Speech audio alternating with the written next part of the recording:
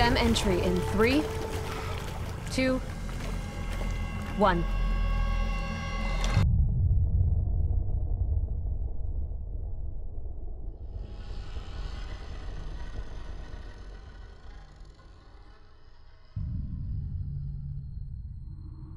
The Evil Within 2 is difficult to review. Many of my criticisms were already prevalent in The Evil Within 1. The plot is purposefully convoluted, the characters are stale and unremarkable, the difficulty curve is inconsistent, and it's just infested with bugs. My dilemma with reviewing is, are these issues just a byproduct of the series, or do I scorn them for not adapting from their previous mistakes? Sometimes a game doesn't need to be perfectly rounded to be enjoyable. It just depends on what the developers are trying to accomplish. The Evil Within 1 wasn't focusing on story. It was simply a survival horror through and through. As a fan of the first game, I'd say that it was very successful in achieving what it set out to accomplish. For me, the issue that most people had with the game were irrelevant, because they weren't trying to sell anything but a difficult horror game. And even though it lacked in story and narrative, these missing elements never interfered or took away from the two main goals of survival and horror. And this is where The Evil Within 1 and The Evil Within 2 diverge, because the sequel deeply cares about its story. And I'm sorry to say that this has just never been the series' biggest strength. There's this overarching plot involving multiple conspiracy theories, an international secret organization, and a plot for world domination. But your character plays such a minor role in these larger events, and the plot never really hits home.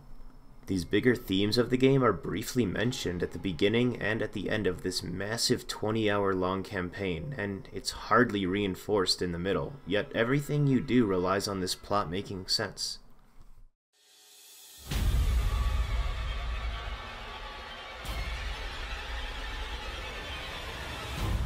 To summarize, the sequel expands on the original in many great ways. There's this diversity in gameplay now. They've incorporated open maps which allow you to explore an area however you want. There are real incentives to adventure into every side mission, with rewards like bonus skill points and even hidden weapons.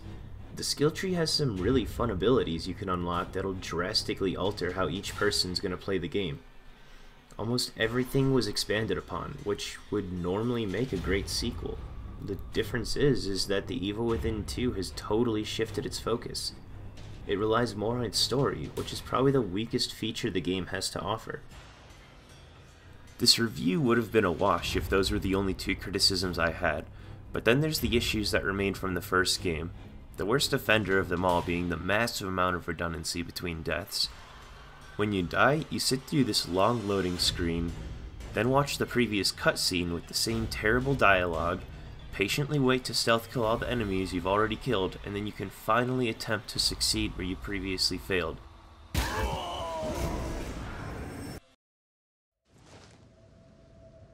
So much for your safe house.